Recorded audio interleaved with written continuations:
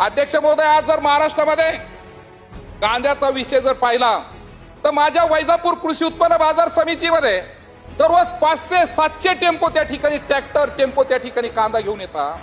अध्यक्ष महोदय, आपल्या वतीने मी विनंती करणार आहे, मी केंद्र सरकारचं, राज्य सरकारचं अभिनंदन करीन तर त्या ठिकाणी निर्यात कर 0 करून, पण तरी भाव वाढत नाही.